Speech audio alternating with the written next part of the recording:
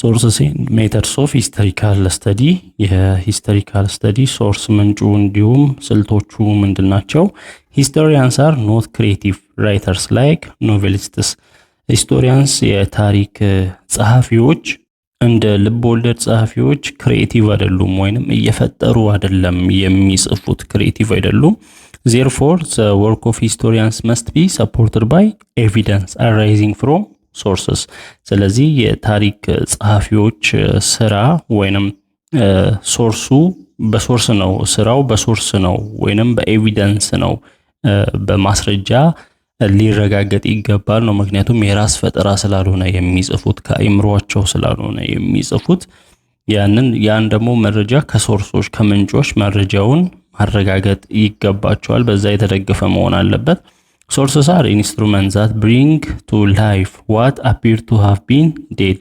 ሶርስ ማለት ወይንም ምንጭ ማለት የሆነን የሞተን የመሰለን ነገር ህይወት የሚሰጠው ነው።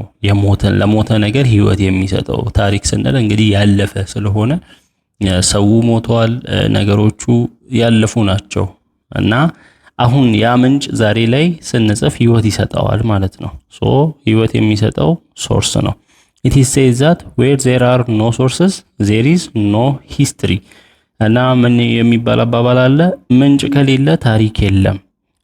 sources are therefore key to the study and writing of history። ስለዚህ ምንጭ ለታሪክ ለመጻፍ እንዲሁም ለታሪክ ጥናት በጣም ወሳኝ ቁልፍ የሆነ ነገር ነው። historical sources are broadly classified into two types። የታሪክ ምንጮች በሁለት አይነት ይመደባሉ፣ primary and secondary sources ተብለው። primary sources are surviving traces of the past available to us in the present። ፕራይመሪ ሶርስ የሚባሉት ድሮ የነበሩ ፓስት ላይ የነበሩ ነገሩ ሲከሰት የነበሩ ነገሮች እስካሁን ድረስ የቆዩ ዛሬ ላይ የምናገኛቸው ነገሮች እነዛ ፕራይመሪ ሶርስስ ይባላሉ። they are original or first hand in their proximity to the event both in time and in space። ከታሪኩ ጋር ቀጥታ ግንኙነት አላቸው ነው በጊዜም በቦታ እና ኦሪጂናል ናቸው፣ ፈርስት ሃንድ ናቸው መረጃዎቹ። so examples of primary sources የፕራይመሪ ሶርስ ምሳሌዎች ምንድናቸው? ማኑስክሪፕትስ ወይንም ሃንድ ሪተን ማቴሪያልስ ጽሁፎች በእጅ የተጻፉ በዛ የታሪኩ አካል በሆኑ አካላት የተጻፉ ዳያሪስ የየዕለት ማስታወሻዎች፣ ሌተርስ ደብዳቤዎች፣ ሚኒትስ ቃለ ጉባኤዎች፣ ኮርት ሪከርድስ የፍርድ ቤት መዝገቦች፣ ኤንድ አድሚኒስትሬቲቭ ፋይልስ የአስተዳደር ፋይሎች፣ ትራቨል ዶክመንትስ የጉዞ ዶክመንቶች፣ ፎቶግራፍስ ፎቶዎች፣ ማፕስ ካርታዎች፣ ቪዲዮ ኦዲዮ ቪዥዋል ማቴሪያልስ ድምጽ እንደዚህም የምስል ማቴሪያሎች፣ ኤንድ አርቲፋክትስ ሰቻስ አርቲፋክት የሚባሉ እንደ ኮይን ያሉ እንደ ሳንቲም፣ ፎሲልስ ቅሪተ አካሎች፣ ዊፐንስ እነዚህ መሳሪያዎች፣ ዩቴንሲልስ እቃዎች፣ ቢልዲንግስ ህንጻዎች፣ እነዚህ ከታሪኩ ጋር ቀጥታ ግንኙነት ያላቸው ፕራይመሪ ሶርስስ ይባላሉ። secondary sources on the other hand are second hand published accounts about past events። ስላለፉት ክስተቶች የተጻፉ ፐብሊሽ የተደረጉ የታተሙ ጽሁፎችን የሚያሳይ ሰከንድ ሃንድ ነው። ቀጥታ ከታሪኩ ጋር ቀጥታ ግንኙነት የላቸውም፣ ነገር ግን ስለ ታሪኩ የተጻፉ ነገሮች ናቸው። they are written long after the event has occurred። ነገሩ ከተከሰተ በኋላ ከረጅም ጊዜ በኋላ የተጻፉ ናቸው። providing an interpretation of what happened ስለሆነው ክስተት ምን ተከሰተ፣ why it happened ለምን ተከሰተ፣ and how it happened እንዴት ተከሰተ የሚሉትን የሚተረጉሙ ናቸው። often based on primary sources እነሱም ፕራይመሪ ሶርስ ላይ ጥገኛ ሆነው ነው ይሄንን የሚጽፉት።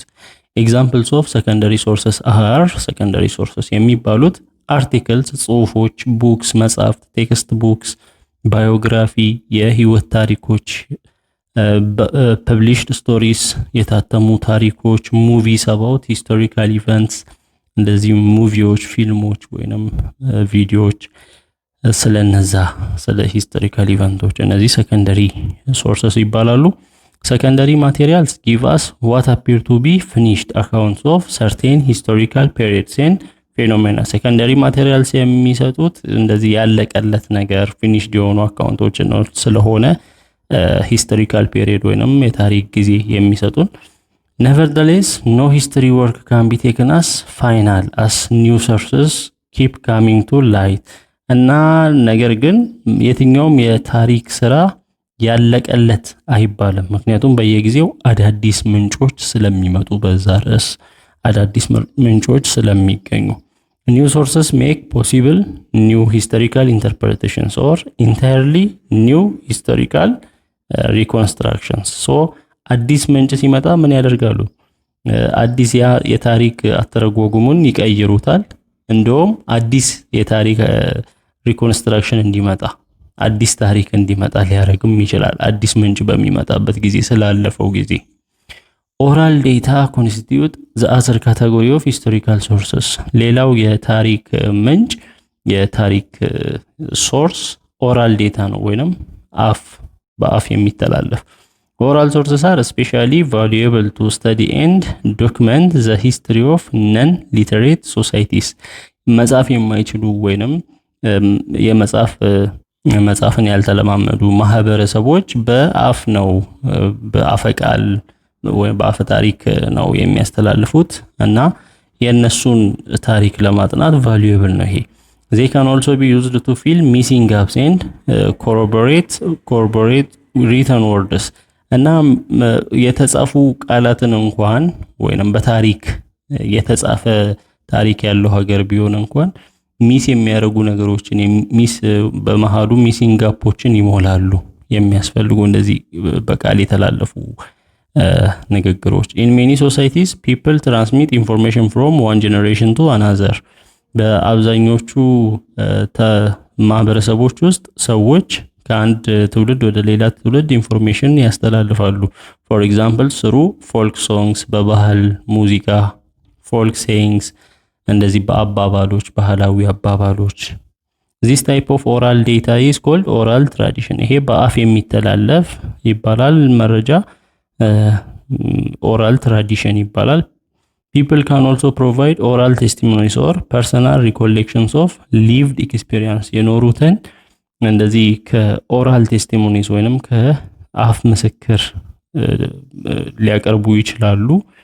such source material is known as oral history. እንደዚህ አይነት source material oral history ይባላል። for the oral ማለት አፍ እንደማለት ነው። for the በቃል ወይንም በቃል የሚተላለፍ ነው። for the history of Ethiopia and the Horn, historians use a combination of the sources described above. ለኢትዮጵያን ታሪክ እንዲሁም የአፍሪካን ቀንድ ታሪክ ለመጻፍ የታሪክ ጸሐፊዎች ከላይ የተዘረዘሩትን ምንጮች ይጠቀማሉ። however whatever the source of information, primary or secondary, written or oral, the data should be subjected to critical evaluation before it is used as evidence. ምንም አይነት ምንጭ ቢሆን ፕራይመሪ ይሁን ሰከንደሪ ይሁን የተጻፈ ይሁን በቃል የተላለፈ ቢሆን በጣም ክሪቲካል የሆነ ኢቫሉዌሽን ግምገማ ያስፈልጋል። እንደ ያንን ታሪክ ለመጻፍ እንደ ማስረጃ ጥቅም ላይ ከመዋሉ በፊት በጣም ክሪቲካል የሆነ ግምገማ ያስፈልጋል። primary sources have to be verified for their originality and authenticity because sometimes primary sources like letters may be forged. እና ፕራይመሪ ሶርሶች ቬሪፋይ መደረግ አለባቸው፣ መረጋገጥ አለባቸው። ኦሪጂናል ነው ወይ ኦተንቲክ ነው እውነተኛ ነው ወይ የሚለው። ምክንያቱም ፕራይመሪ ሶርሶች ለምሳሌ እንደ ደብዳቤ ያሉት ፎርጅድ ሊደረጉ ይችላሉ። ፎርጅድ ትክክል ያልሆነ ሊደረጉ ይችላሉ ወይንም ደብዳቤው ትክክለኛ ያልሆነ ሊሆን ይችላል። secondary sources have to be examined for the reliability of their reconstructions. secondary source ደግሞ መጠናት መፈተን ያለባቸው ወይንም መታየት ያለባቸው እንግዲህ ሪኮንስትራክት ነው ያደረጉት ከፕራይመሪ ሶርስ በመነሳት እና ምን ያህል አስተማማኝ ነው ሪላያቢሊቲያቸው መገምገም አለበት። oral data may lose its originality and authenticity due to distortions through time.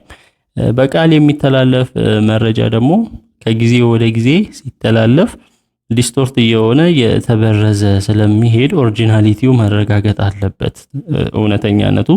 therefore it should be cross checked with other sources such as written documents to determine its veracity or authenticity. ስለዚህ ትክክለኛ ነው ወይንም እውነተኛ ነው የሚለው ይሄ በቃል የተላለፈው ከተጻፉት ዶክመንቶች ጋር ክሮስ ቼክ መደረግ አለበት፣ መታየት አለበት። ኢን ሾርት historians unlike novelists must find evidence about the past ከኖቨሊስት ወይንም ከልቦለድ ጻፊዎች በተለየ መልኩ የታሪክ ጻፊዎች ማስረጃ ማግኘት አለባቸው። ስላለፈው ጊዜ ask questions of that evidence ስላገኙት ማስረጃ ጥያቄ መጠየቅ አለባቸው። come up with explanations that make sense of what the evidence says about the people እና ያ ማስረጃ ስለ ህዝቡ ምን ይላል፣ ስለ ክስተቶቹ ስለ ኢቨንቶቹ ምን ይላል፣ places and time periods they study about ስለሚያጠኑበት ጊዜና ቦታ ምን ይላል ለሚለው ሴንስ የሚሰጥ ማስረጃ ማብራሪያ ማቅረብ አለባቸው፣ ወይንም የሚያስኬድ አይነት ማብራሪያ ማቅረብ ይጠበቅባቸዋል የታሪክ ጻፊዎች። ሂስቶሪዮግራፊ ኦፍ ኢትዮጵያ ኤንድ ዘ ሆርን የኢትዮጵያና የአፍሪካ ቀንድ ሂስቶሪዮግራፊ can be defined as the history of historical writing ሂስቶሪዮግራፊ ታሪክ መጽሐፍ ነው። የታሪክ መጽሐፍ ታሪክ ተብሎ የታሪክ መጽሐፍ አለ መጽሐፍ እና ሂስቶሪካል ራይቲንግ አለ የሱ ታሪክ ተብሎ ሊወሰድ ይችላል። studying how knowledge of the past either recent or distant is obtained and transmitted እንዴት ያለፈ ዕውቀት የቅርብም ሆነ የሩቅ ዕውቀት እንዴት ኦብቴን ይደረጋል፣ እንዴት ይተላለፋል ወደ ቀጣዩ ትውልድ የሚለውን ነው የሚያሳየው ሂስቶሪዮግራፊ። people have had some sense of the past perhaps since the beginning of humanity ሰዎች ያለፈ ጊዜ ሴንስ አላቸው ከሁማኒቲ መፈጠር ጀምሮ። yet historiography as an intentional attempt to understand and represent descriptions of past events in writing has rather a briefer career throughout the world ሂስቶሪዮግራፊ ደግሞ ጀስት ከሴንስ ያለፈ ኢንቴንሽናል የሆነ አቴምፕት ሙከራ ነው የሚያደርገው ሆም ብሎ ስላለፈው ጊዜ የሚያጠና ለመረዳት የሚሞከር ስለሆነ ብሪፍ የሆነ የስራ ዘርፍ ነው በአለማችን ላይ። the organized study and narration of the past was introduced by ancient Greek historians notably Herodotus and Thucydides ስላለፈው ጊዜ ማጥናት በተቀናጀ መንገድ ኦርጋናይዝ በሆነ መንገድ ማጥናት መተረክ ይሄንን ያስተዋወቁት የጥንት የግሪክ ሂስቶሪያንስ ናቸው። ሄሮዶተስ አለ ከ484 እስከ 425 ቢሲ ከክርስቶስ ልደት በፊት ነው የኖረው። ቱሲዳይዲስ ደግሞ ከዚህ እስከዚህ። the other major tradition of thinking and writing about the past is the Chinese ሌላው ስላለፈው ጊዜ ማሰብ እንዲሁም ስላለፈው ጊዜ መጻፍ ልማድ ያላት ሀገር ቻይና ናት። በጣም ሜጀር ትራዲሽን ያላት። the most important early figure in Chinese historical thought and writing was Han dynasty figure Sima Qian እና በቻይና በጣም ኢምፖርታንት የሆነ ፊገር እንደ ፊገር የሚወሰድ ስላለፈው ጊዜ የሚያጠና የቻይና ሰው ሲማ ኪያን ይባላል። Despite such early historiographical traditions, history emerged as an academic discipline in the second half of the 19th century, first in Europe and subsequently in the other parts of the world, including the US. ምንም እንኳን ታሪክ እንደዚህ ሂስቶሪዮግራፊካል ትራዲሽን ታሪክን የመጻፍ ልማድ ከክርስቶስ ልደት በፊት በእንደዚህ ጊዜ የተጀመረ ቢሆንም ታሪክ ሂስትሪ እንደ ትምህርት ዘርፍ የዋለው ግን የ19ኛው ክፍለ ዘመን አካባቢ ነው።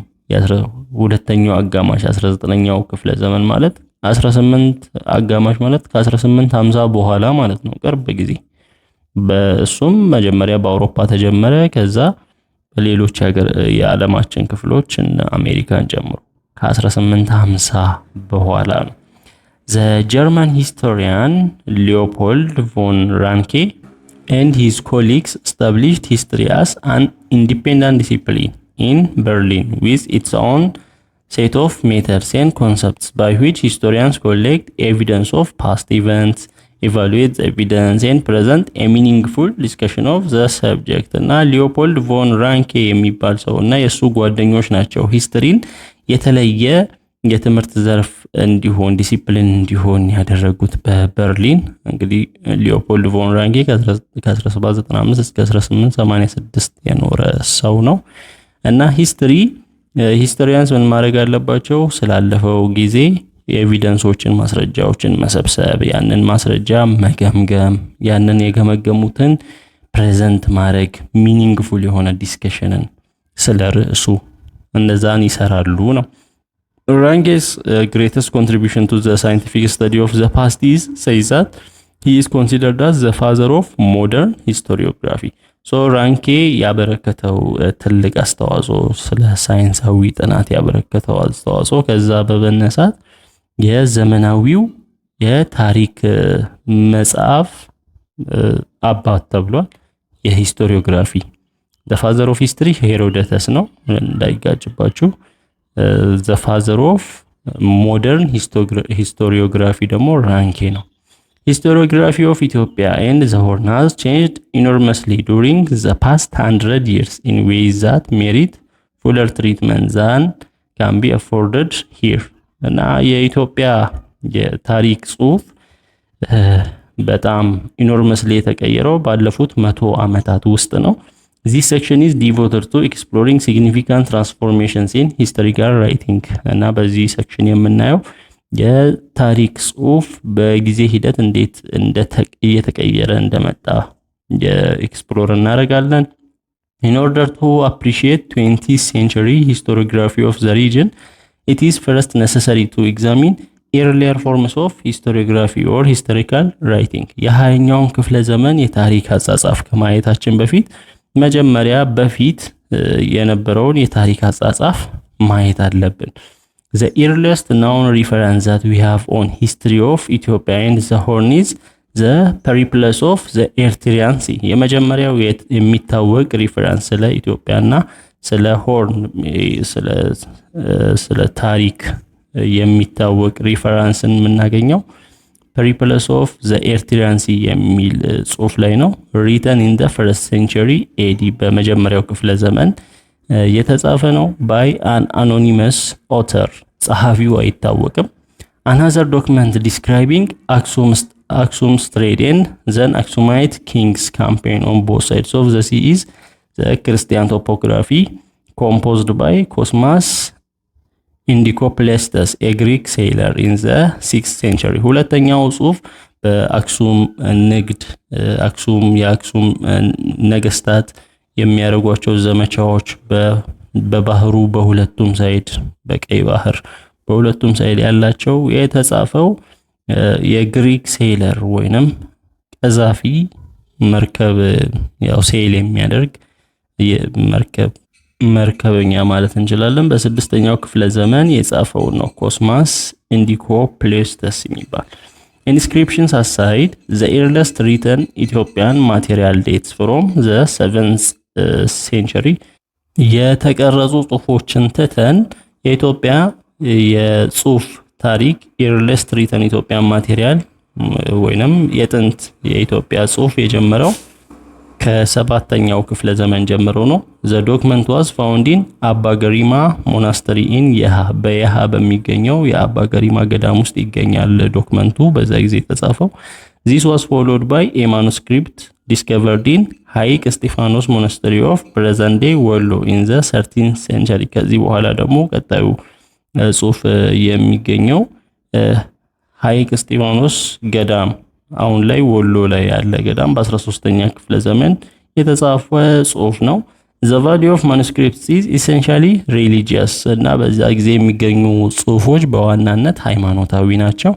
Yet for historians they have the benefit of providing insights into the country's past. ነገር ግን ለታሪክ አጥኚዎች ከሃይማኖታዊ ጽሑፍነት ባለፈ ስለ ሀገሪቱ ያለፈ ጊዜ ኢንሳይቶችን ይሰጣል ወይንም መረጃዎችን ይሰጣል። For example, the manuscript cited above contains the list of medieval kings and their history in brief. ለምሳሌ ከላይ የጠቀስናቸው ጽሑፎች ከሃይማኖት ጽሑፍነት ባለፈ በዛ በመካከለኛው ጊዜ በመካከለኛው ዘመን የነበሩ ነገስታትን ታሪክ በአጭሩ ጽፎልናል። ሜዲቫል ኪንጎችን እና ሊስቶችን ጽፎልናል። The largest groups of sources available for medieval Ethiopian history are hagiographies originating from Ethiopian Orthodox Church። በጣም ከፍተኛ የጽሑፍ ሶርስ የሚባለው በኢትዮጵያ ታሪክ በተለይ ስለ መካከለኛው የኢትዮጵያ ታሪክ መካከለኛው ዘመን ላይ ያለው የኢትዮጵያ ታሪክ መካከለኛው ክፍለ ዘመን የሚባለው 15 አካባቢ 15 ምናምን እና ገድላት ናቸው። ገድላቱም በኢትዮጵያ ኦርቶዶክስ ቤተክርስቲያን ያሉ ገድላት ናቸው። invariably written in Giz, an important function of hagiographies is enhancing the prestige of saints። እንግዲህ በግዕዝ ነው የተጻፉት። ዋና ዓላማቸውም ስለ ቅዱሳን ነው። ገድላት የቅዱሳንን ታሪክ ወይንም ፕሬስቲጅን ማጉላት ነው። Yet other related anecdotes are also introduced and often discussed in detail, such as the development of the church and the state, including territorial conquests by reigning monarchs። ሌሎች ጽሑፎችም ይጻፉ ነበር፣ ኢንትሮዲዩስ ይደረጉ ነበር። ለምሳሌ የቤተ ክርስቲያን እድገት፣ እንዲሁም የስቴት የሀገሪቷ እድገት፣ የነገስታት ያሸነፉት ጦርነት ወይንም ኮንከስት ቴሪቶሪ ግዛቶችን እያሸነፉ የሄዱበት እና የነገስታቱ ይጻፍ ነበር። a parallel hagiographical tradition existed among Muslim communities of the country። በተመሳሳይ እንደዚህ የገድላት አጻጻፍ በሙስሊም ማህበረሰቡ ውስጥም ነበሩ በሀገሪቷ ውስጥ። One such accounts offer tremendous insight into the life of a Muslim saint, Shaykh Jafar Buko of Gatira in present day Wollo።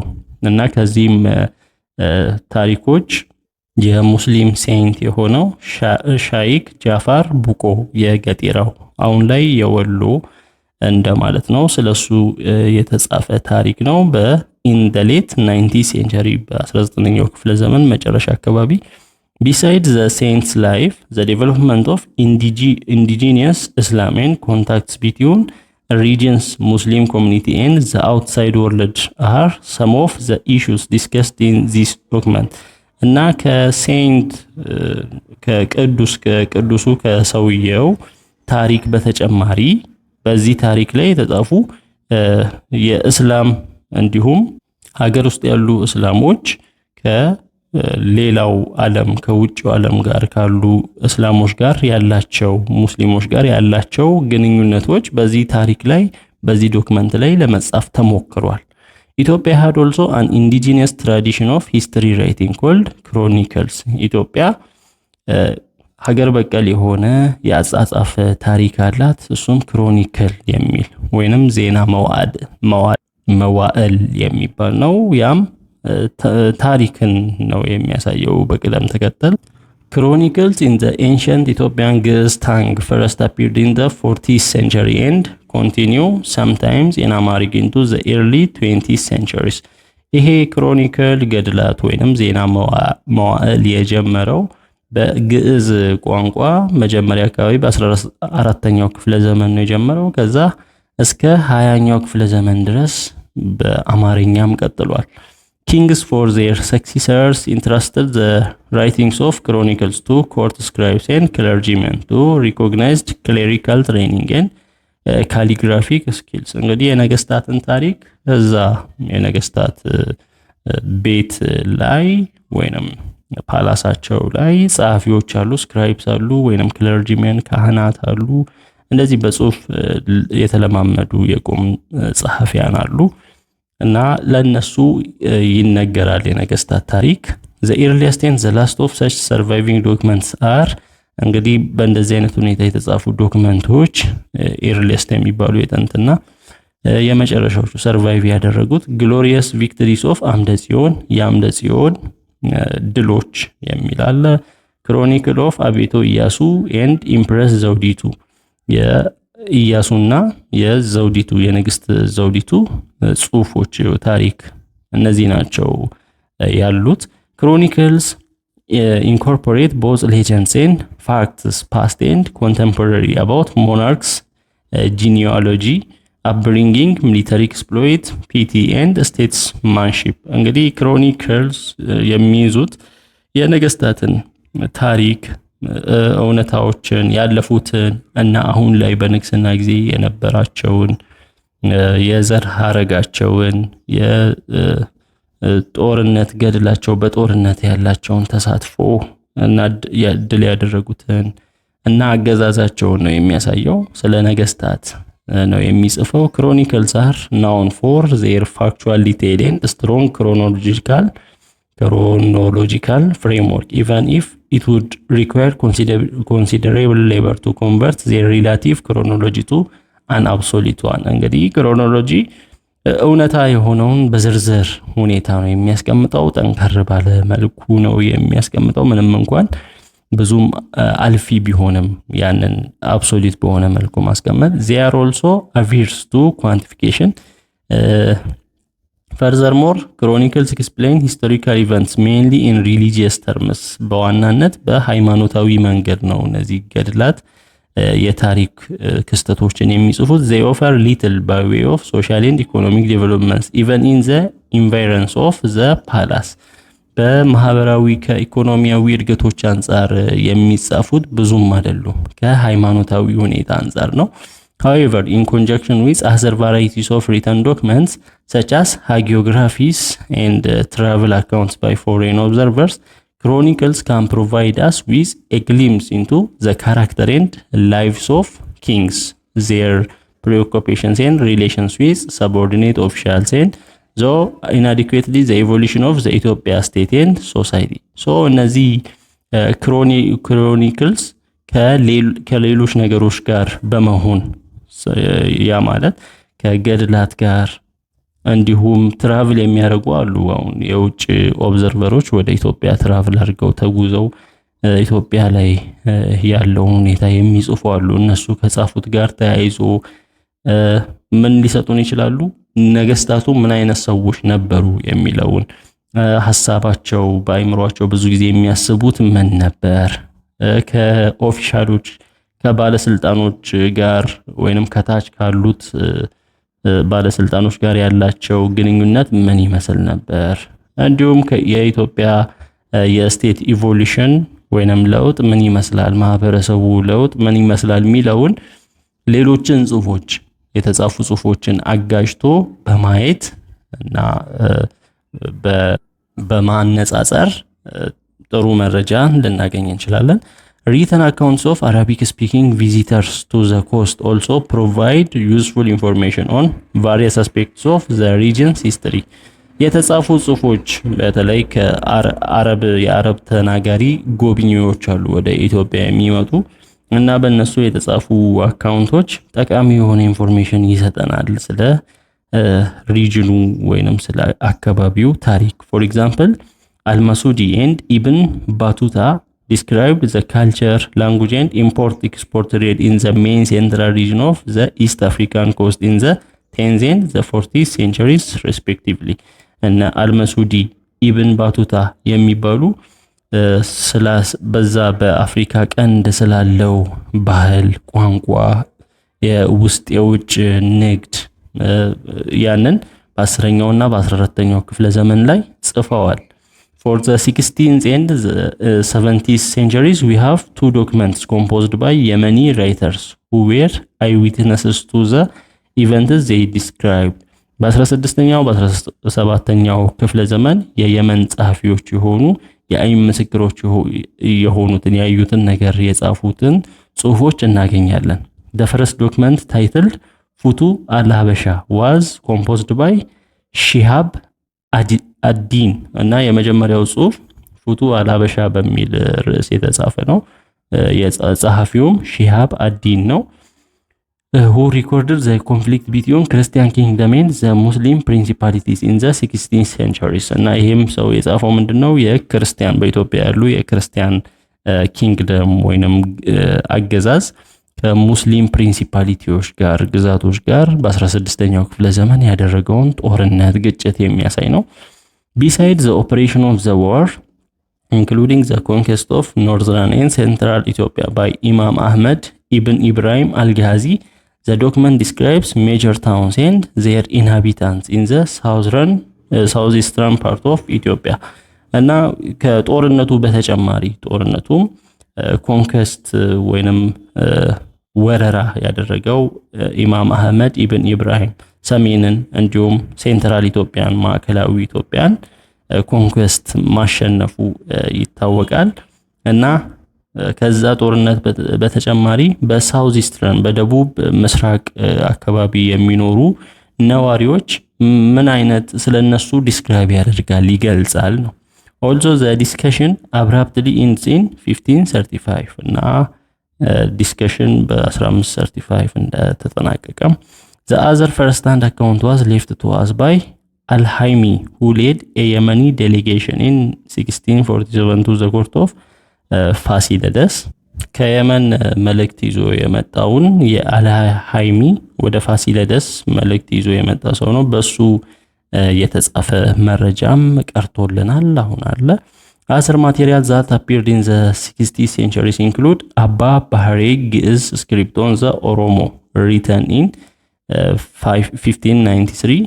ሌላው በአባ ባህሬ የተጻፈ የግዕዝ ጽሑፍ ነው። ስለ ኦሮሞ የተጻፈ በ1593 የ16ኛው ክፍለ ዘመን ጽሑፍ ነው። Notwithstanding its limitations, the documents provide us with first-hand information about the Oromo population movement including the ገዳ ሲስተም እና ጽሑፉም የኦሮሞ የህዝብ እንቅስቃሴን የገዳ ስርዓትን ጨምሮ ይነግረናል ማለት ነው። ምንም እንኳን የራሱ ድክመቶች ቢኖሩበትም The contribution of European missionaries and travelers to the development of Ethiopian historiography is also significant. የአውሮፓ ሚሽነሪዎች እንዲሁም ተጓዦች ወደ ኢትዮጵያ የሚመጡት በኢትዮጵያ የሂስቶሪዮግራፊ እድገት ላይ ከፍተኛ አስተዋጽኦ አላቸው። From the early 60s until the late 90th centuries, missionaries, Catholics and Protestants came to the country with the intention of staying and who nevertheless maintained intimate links with Europe. እና በ16ኛው ክፍለ ዘመን መጀመሪያ አካባቢ ጀምሮ እስከ 19ኛው ክፍለ ዘመን ድረስ ሚሽነሪዎች የወንጌል ሚሽነሪዎች የካቶሊኮች የፕሮቴስታንቶች ወደ ኢትዮጵያ ይመጡ ነበር እና እዛ ይቆዩ ነበር ያሳልፉ ነበር። ኢንቲሜት ሊንክ ያላቸው ከአውሮፓ ጋር ያላቸው ሰዎች ናቸው ይመጡ ነበር። Thus the missionary sources provide us with the valuable information covering a considerable period. So የነዚህ ከሚሽነሪዎች የሚገኙ ሶርሶች valuable የሆነ መረጃ ይሰጠናል ነው ስለ ጊዜው ስለ ኢትዮጵያ። Some of the major topics covered by these sources include religious and political developments within Ethiopia and the country's foreign relations. ከነዚህ ቶፒኮች ሜጀር ቶፒክ የሚሆነው ያለው የሃይማኖታዊ እድገት እንዲሁም ፖለቲካዊ እድገት በዚህ ጊዜ ኢትዮጵያ የነበራት እንዲሁም የውጭ ግንኙነትን እነዚህ መረጃዎች ማግኘት ይቻላል። An example of such account is the Prester John of the Indies, composed by a Portuguese priest, Francisco Alvarez, who accompanied the Portuguese mission to the court of ለብነ ድንግል ወደ ለብነ ድንግል በ1520 የፖርቱጊዝ ሚሽንን ይዞ የመጣው ሰው ፍራንሲስኮ አልቫሬስ የሚባል አለ። እሱ የጻፈው ጽሑፍ አለ ዘ ፕሬስተር ጆን ኦፍ ዘ ኢንዲስ የሚል እነዛ ጽሑፎች አሉ። In addition to the missionary sources, travel documents had important contribution to the development of Ethiopian historiography. ከዚህ ከሚሽነሪ ሶርስ በተጨማሪ ትራቨል ዶክመንቶች ራሱ ወይንም የጉዞ ጽሑፎች ራሳቸው ለኢትዮጵያ ሂስቶሪዮግራፊ ከፍተኛ ለእድገት አስተዋጽኦ አለው። One example of travel documents is James Bruce's travels to discover the source of Nile. እና አንድ ምሳሌም ይሄ የትራቨል ዶክመንት የናይልን ሶርስ ለመጎብኘት ትራቨል ያደረገው የጄምስ ብሩስ ጽሑፍ ነው። Like other sources, however, both the missionaries and travelers materials can only be used with considerable reservations and with care, for they are socially and politically biased. ነገር ግን እነዚህን ሶርሶች ሚሽነሪዎች የጻፉትን ተጓዦቹ የጻፉትን በጥንቃቄ ነው ማየት ያለብን፣ በኬር ነው። ምክንያቱም በሶሻሊም ፖለቲካሊም ባያዝድ ሊሆኑ ይችላሉ ወይንም ስህተት ያለባቸው ሊሆን ይችላል። ፎሬን ራይተርስ ኦልሶ ዴቨሎፕድ ኢንተረስት ኢን ኢትዮጵያን ስተዲስ። የውጭ ጸሐፊዎች በኢትዮጵያም ጥናት ለማድረግ በኢትዮጵያም ላይ ጥናት ለማድረግ ፍላጎት አሳይተው ነበር። ዋን ኦፍ ዚስ ፊገርስ ዋዝ ኤ ጀርመን ሄዮብ ሉዶልፍ የሚባል ሰው ነው ስለ ኢትዮጵያ ለማጥናት ፍላጎት ያሳደረው። አንዱ ሉዶልፍ ዋዝ ጀርመናዊ ነው። ዘ ፋውንደር ኦፍ ኢትዮጵያን ስተዲስ ኢን ዩሮፕ ኢን ዘ 17th ሴንቸሪ። በ17ኛው ክፍለ ዘመን የኢትዮጵያ ጥናት የሚለውን ፋውንድ ያደረገ የመጀመሪያው ሰው ነው ሉዶልፍ በአውሮፓ። he wrote Historia Ethiopica translated into English as a new history of Ethiopia. Historia Ethiopica በሚል ርዕስ ነው የጻፈው። በእንግሊዘኛ ሲተረጎም አዲሱ የኢትዮጵያ ታሪክ በሚል። ሉዶልፍ never visited ኢትዮጵያ። ሉዶልፍ ኢትዮጵያን ጎብኝቷት አያውቅም። he wrote the country's history largely based on information he collected from an Ethiopian priest named አባ ግሪጎሪ who was in Europe at that time። ነገር ግን ያንን ስለ ኢትዮጵያ ታሪክ የጻፈው አባ ጎርጎሪዮስ ከሚባል ከኢትዮጵያ ቄስ ወይንም አባ ግሪጎሪ ከሚባል ከኢትዮጵያ ቄስ በጊዜው አውሮፓ ላይ የነበረ ኢትዮጵያ ቄስ ነው። ከሱ ነው የጻፈው። in the 19th century August Dillman published two studies on ancient Ethiopian history። በ19ኛው ክፍለ ዘመን ኦገስት ዲልማን ሁለት ጥናቶችን በኢትዮጵያ ታሪክ ፐብሊሽ አደረገ፣ አሳተመ። compared to Ludolf, Dillman demonstrated all markers of objectivity in historical research endeavors። ከሉዶልፍ አንጻር ጋር ሲታይ ሞር ኦብጀክቲቭ ነው የዲልማን ኦብጀክቲቭ አይነት የሆነ ነው በሪሰርች endeavors ሲታይ። historical writing made some departures from the chronicles tradition in the early 20th century። የታሪክ ጽሁፉ ከክሮኒክል ትራዲሽን ወይንም የነገስታትን ታሪክ ገድላት ከመጻፍ አይነት ወጣ ማለት የጀመረው በ20ኛው ክፍለ ዘመን መጀመሪያ ነው። this period saw the emergence of traditional Ethiopian writers who made conscious efforts to distance themselves from chronicles whom they criticized for adulatory tone when writing about monarchs። እና ይሄም የተነሳው ጸሐፊዎች ምን ማሰብ ጀመሩ?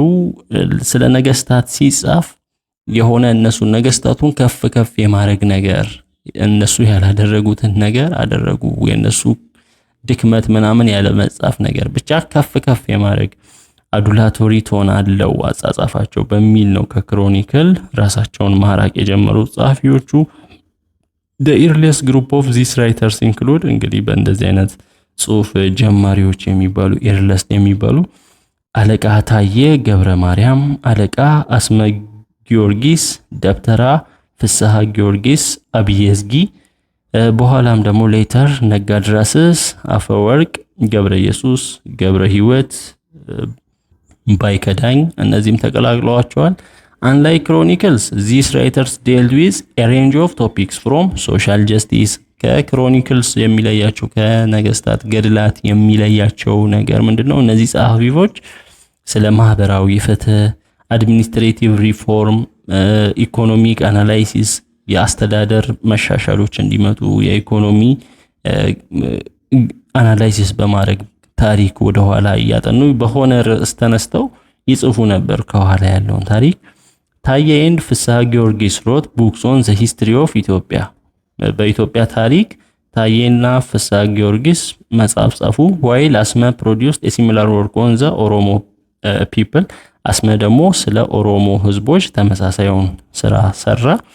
notwithstanding his other works አፈወርቅ wrote the first Amharic novel ጦቢያ in Ethiopian history።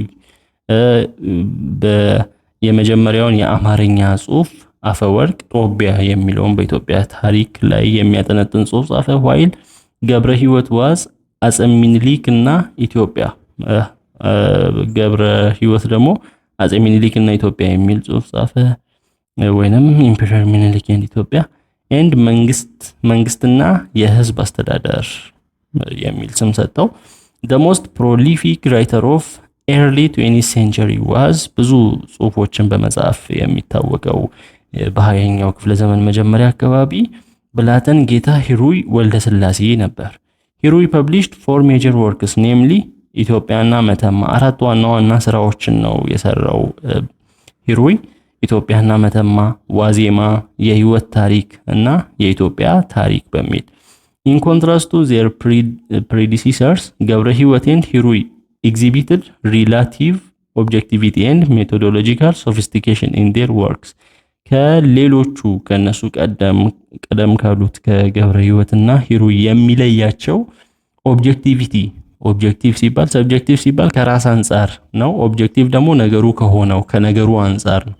ሶ ኦብጀክቲቪቲ ነው የሚያስፈልገው ሂስትሪ ሲጻፍ እና በጣም ኦብጀክቲቪቲ የተሞላበት ጽሁፍ ነው የጻፉት።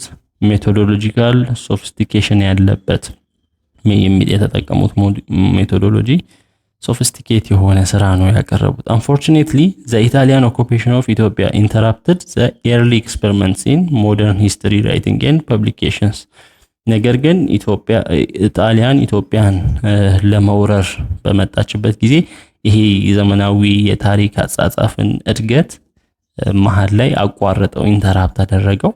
After liberation ነፃ ከወጣች በኋላ ኢትዮጵያ ተክለ ጻዲቅ መኩሪያ formed a bridge between writers in pre-1935 and ኢትዮጵያ ፕሮፌሽናል ሂስቶሪያንስ who came after him እና እንደ ድልድይ ነው ያገለግለው ተክለ ጻዲቅ ከ1935 በፊት ቀደም ብሎ የነበሩ ታሪኮችን ከሱ በኋላ ካሉ የታሪክ ጻፊዎች ጋር በማገናኘት ተክለ ጻዲቅ has published about 8 historical works 8 ጽሁፎችን ነው የጻፈው መጽሐፎችን። ተክለ ጻዲቅ made better evaluation of his sources than his predecessors ተክለ ጻዲቅ ከሱ ቀደም ከሚጽፉት ሰዎች በተሻለ ሁኔታ ሶርሶችን ኢቫሉዌት ያደርጋል፣ ይገመግማል።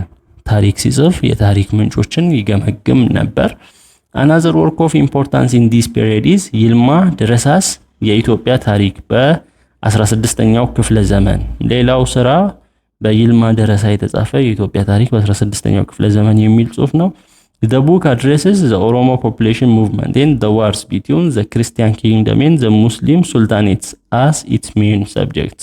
እና መጽሐፉ የኦሮሞ ህዝብ እንቅስቃሴንና የክርስቲያን ግዛት ከሙስሊም ሱልጣኔቶች ጋር የነበረውን ጦርነትም የሚያካትት ነው።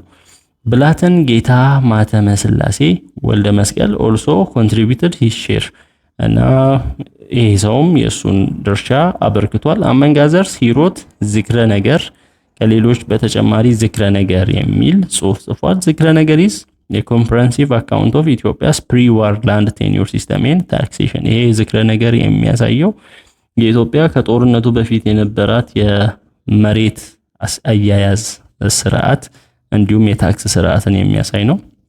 Another work dealing specifically with aspects of land tenure is left to us by ገብረወልድ እንግዳ ወርቅ። ሌላ የመሬት አያያዙ ላይ ጽሁፍ ያለው ሌላው ሰው ገብረወልድ እንግዳ ወርቅ ነው። Another writer of the same category was በዚህ ርዕስ ተመሳሳይ ጽሁፍ የጻፈልን ደጃዝማች ከበደ ተሰማ ነው። ከበደ wrote his memoir of the imperial period published as የታሪክ ማስታወሻ። ከበደ የሚያስታውሰውን የንጉሳዊ አገዛዝ በጊዜው በሱ ጊዜ የነበረውን ጽፎልናል የታሪክ ማስታወሻ ብሎ በ1962 ዓመተ ምህረት።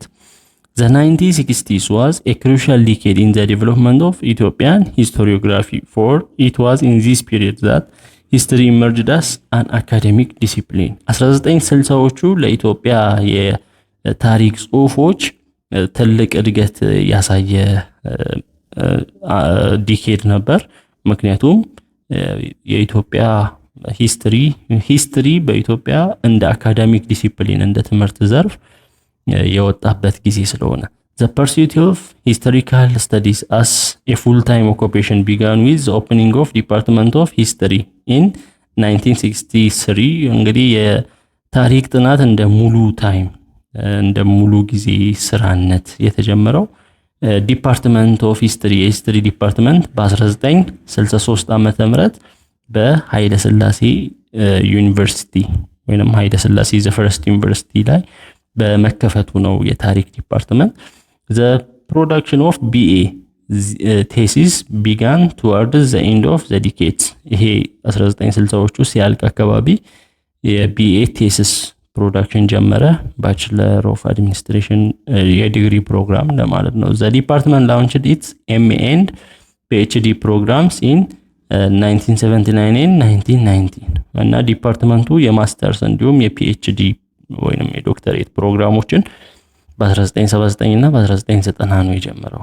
ማስተርስ በ1979 ፒኤችዲ በ1990። ሲንስ ዘን researches by faculty both Ethiopian and expatriates and students have been produced on various topics. ከዛ ጊዜ በኋላ ሪሰርቾች መጻፍ ጀመሩ በዚህ ፋኩሊቲ በኢትዮጵያንስ እንዲሁም ስደተኞች እዛ የሚማሩ ስደተኞችም እንደዚህ ታሪኮችን በተለያዩ ርዕሶች መጻፍ ጀመሩ። also mainly a research organization, the Institute of Ethiopian Studies is the other institutional research of home of professional historiography of Ethiopia. ምንም እንኳን የሪሰርች ኦርጋናይዜሽን ተቋም ቢሆንም ኢንስቲትዩት ኦፍ ኢትዮጵያን ስተዲስ የሚባለው ተቋም ፕሮፌሽናል ሂስቶሪዮግራፊ ወይንም የታሪክ ጽሑፍ እንዲኖር ትልቅ ሚና ያለው ተቋም ነው። ሌላው ተቋም ነው the IES was founded in 1963 በ1963 ነው የተገኘው ይሄ ተቋም። since then institute housed a number of historians of whom the late Richard Pankhurst the first director and founding member of the institute is worthy of note here። ስለዚህ በ1963 የጀመረው ይሄ ኢንስቲትዩት ወይንም ተቋም ብዙ ሂስቶሪያኖችን ወይንም የታሪክ ጸሐፊዎችን የያዘ ነው። በዚህ አጋጣሚ ሪቻርድ ፓንክረስት የተባለ የመጀመሪያው ዳይሬክተር እና ፋውንዲንግ ሜምበር ነው የተቋሙ። እሱን ማስታወስ ያስፈልጋል። እዚህ ፓንክረስት prolific publication records remains unmatched እና በዛ ያለ ፐብሊኬሽኖችን ነው የሚጽፈው እና unmatched ነው ማይነጻጸሩ ናቸው። he has authored or co-authored 22 books and produced several hundred articles on Ethiopia በኢትዮጵያ ስለ ኢትዮጵያ 22 መጻሕፍትን እንዲሁም ብዙ መቶ የሚቆጠሩ አርቲክሎችን ጽሑፎችን የጻፈ ሰው ነው። Since its foundation, the IES has been publishing the Journal of Ethiopian Studies for the dissemination of historical research.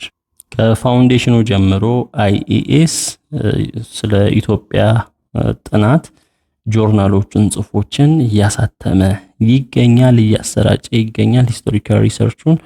The Institute library contains literary works of diverse disciplines and has its fair share in the evolution of ፕሮፌሽናል ሂስቶሪዮግራፊ ኦፍ ኢትዮጵያ። እንግዲህ ይሄ ኢንስቲትዩት የሊትራሪ የስነ ጽሑፍ ስራዎች ላይብረሪ አለው። እንዲሁም ስለ ሌሎች ዲሲፕሊኖችም እንደዚህ ጽሑፎች አሉት። ሶ በሂስቶሪዮግራፊ ላይ የሂስቶሪዮግራፊ እድገት እንዲመጣ የታሪክ ጽሑፍ እድገት እንዲመጣ ፌር ሼር አለው ወይንም ትልቅ ድርሻ አለው። ዘ ፕሮፌሽናሊዝም ኦፍ ሂስትሪ ኢን አዘር ፓርትስ ኦፍ ዘ ሆርን ኢዝ ኤ ፖስት ኮሎኒያል ፌኖሜናል። ወደ ፕሮፌሽን የገባው በሌላው በአፍሪካ ቀንድ አካባቢ ባሉ አካባቢዎች የታሪክ ጥናት ወደ ፕሮፌሽናሊዝም መግባት የጀመረው ከፖስት ኮሎኒያል ከቅኝ ግዛት በኋላ ባለው ጊዜ ነው። with the establishment of independent nations a deeper interest in exploring their own past quickly emerged among African populations እና ነፃ ሲሆኑ ከቅኝ ግዛት ነፃ በሚሆንበት ጊዜ ያለፈው ታሪካቸውን የማወቅ ጉጉት በአፍሪካ ህዝቦች ውስጥ አደረ። perhaps stimulated by reactions to decades of education in an alien imperial historiography። እንግዲህ ለዲኬዶች ለአስርት ዓመታት ወደ ኋላ እንግዳ በሆነ አገዛዝ ውስጥ ነበሩ። with this came an urgent need to recast the historical record and to recover evidence of many lost pre-colonial civilizations። ቀኝ ከመገዛታቸው በፊት የነበሩ መረጃዎችን ሂስቶሪካል ሪከርዶችን ሪከቨር ማድረግ የጠፉትን ድጋሚ ማግኘት ስራ ላይ ገቡ። The decolonization of African historiography required a new methodological approach or tools of investigation to study of the past that involved a critical use of oral data and ታፒንግ ዘ ፐርሴፕትስ ኦፍ አንሲሌሪ ዲሲፕሊንስ ላይክ አርኪኦሎጂ፣ አንትሮፖሎጂ ኤንድ ሊንጉስቲክስ። የአፍሪካን ሂስቶሪዮግራፊ የታሪክ ጽሑፍ ዲኮሎናይዝ ለማድረግ ከቅኝ ግዛት ማንላቀቅ አዲስ አፕሮችን የፈለገ ነበር እና ኦራል ዴታ በቃል የሚነገር ዴታን እንዲሁም አርኪኦሎጂን፣ አንትሮፖሎጂን፣ የስነ ቁፋሮ፣ የስነ ሰብ፣ ሊንጉስቲክ ከቃላት ጋር ተያይዞ ያሉትን አፕሮቾች መከተል ያስፈለገ ነው። at the same time European intellectuals own discomfort with the Eurocentrism of previous scholarship provided for the intensive academic study of African history and innovation that had spread to North America by the 1960s. እንግዲህ በአውሮፓ የተሰራጨው የአፍሪካ ታሪክ የሚያሳየው አፍሪካ ከቅኝ ግዛት በፊት ታሪክ እንደሌላት አይነት ነገር ነው የተሳለው በአውሮፓውያኑ ዘንድ እና የሳሉትም እንደዛ ነው። አፍሪካ ላይም ሪተን የሆኑ ነገሮች ዶክመንቶች ብዙም ስለሌሉ የተደረገው የአፍሪካ ምሁራን ከታሪክ የቃል መረጃን መሰብሰብ ነበር። ከአርኪኦሎጂ፣ ከአንትሮፖሎጂ፣ ከሊንጉስቲክ ጋር አንድ በመሆን ይህንን ለማደስ ጥረት አደረጉ። እንዲሁም ፋውንዴሽናል ሪሰርች ዋዝ ደን አት ስኩል ኦፍ ኦሪየንታል ኤንድ አፍሪካን ስተዲስ ኢን ለንደን ኤንድ ዲፓርትመንት ኦፍ ሂስትሪ አት ዘ ዩኒቨርሲቲ ኦፍ ዊስኮንሲን ማዲሰን።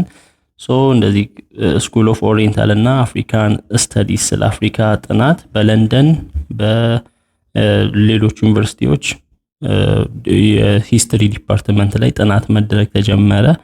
and francophone scholars have been also influential as anglophones የፍራንኮፎን ማለት የፈረንሳይ ተናጋሪ ባክግራውንድ ያላቸው ስኮላርስ ምሁራን እንደ እንግሊዘኛ ተናጋሪ እንደነሱም ተጽዕኖ ፈጣሪ ነበሩ። yet African historiography has not been the sole creation of interested Europeans እና አውሮፓውያን ስለፈለጉ አይደለም ይሄም የአፍሪካውያንን ሂስቶሪዮግራፊ ዋና ትኩረታቸውም አይደለም። African universities have, despite the instabilities of political and civil war in many areas, trained in their own scholars and sent many other overseas for training who eventually published numerous works on different aspects of the region's history.